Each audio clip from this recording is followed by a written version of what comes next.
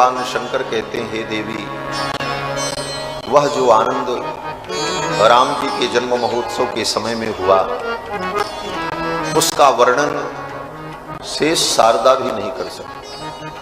भगवान शंकर कहते हैं, वह सुख संपत्ति समय समाजा, उस समय का सुख, उस समय की संपत्ति और उस समय के भक्तों का समाज कितना विलक्षण था। भगवान शंकर कहते हैं, वह सुख संपत्ति समय समाजा, कही न सकत सारद अहिराजा। वह सुख संपत्ति समय समाजा, वह सुख संपत्ति समय समाजा, कही न सकई सारद अहिराजा, कही न सकई सारद अहिराजा, कही न सकई सारद अहिराजा, कही न सकई सारद अहिराजा। वह सुख संपत्ति समय समाजा, वह सुख संपत्ति समय समाजा, वह सुख संपत्ति वह सुख, उसका वर्णन नहीं किया जा सकता। ऐसा परम आनंद भगवान के जन्मोत्सव में हुआ। इसके पश्चात धीरे धीरे 11 दिन व्यतीत हो गए। जब 12वां दिन आया तो गुरुदेव वशिष्ठ पधारे और विधि पूर्वक चारों कुमारों का नामकरण संस्कार गुरुदेव वशिष्ठ ने किया। महर्षि वाल्मीकि कहते हैं कि अतीत्यैकादशाहं तु नाम कर्म तथा करोत्, वसिष्ठ परम प्रीतो नामानि कुरुते तदा।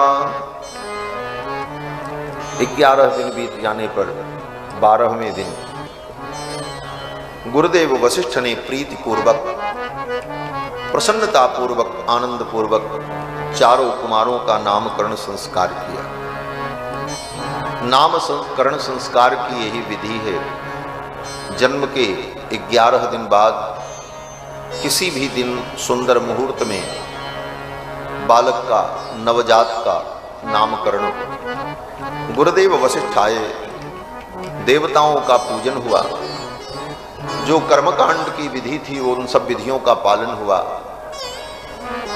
तीनों माताएं और महाराज दशरथ विराजमान हुए। कैसी सुंदर झांकी रही होगी।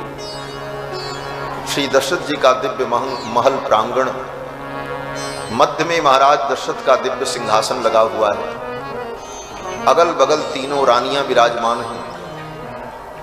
कौशल्या कुमार को दशरथ जी ने अपने गोद में ले रखा है।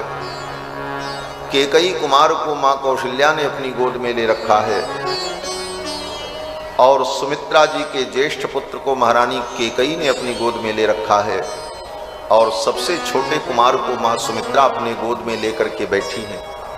अगल बगल दास दासी इस दृश्य को देख रहे हैं। सामने एक प्रशस्त सिंहासन पर ब्रह्मपुत्र महर्षि वशिष्ठ विराजमान हैं और चारों कुमारों का नामकरण संस्कार होने जा रहा है। गुरुदेव वशिष्ठ ने जो मन में विचार किया था, चिंतन किया था, उसके अनुरूप चारों कुमारों का नामकरण किया।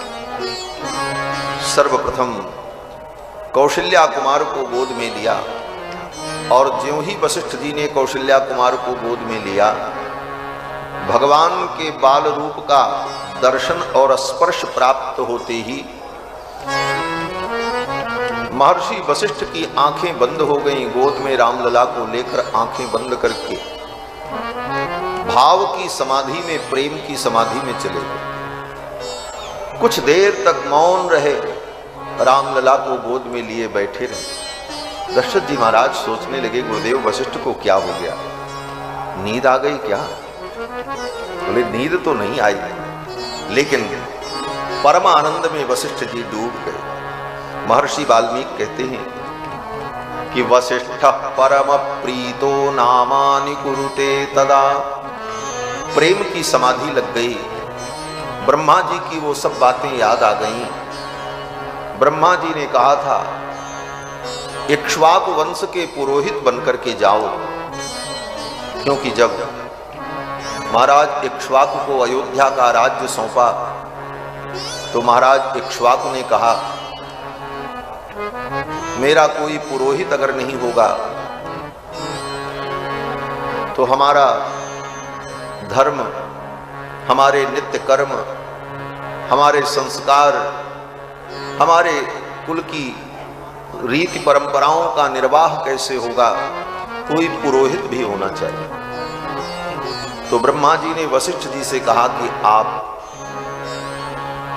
इनके पुरोहित बनकर के जाओ। वशिष्ठ जी ने कहा मैं पुरोहित नहीं बनूंगा। पौरोहित्य कर्म करने वाले ब्राह्मण को कभी कभी अपमान भी सहन करना पड़ता है।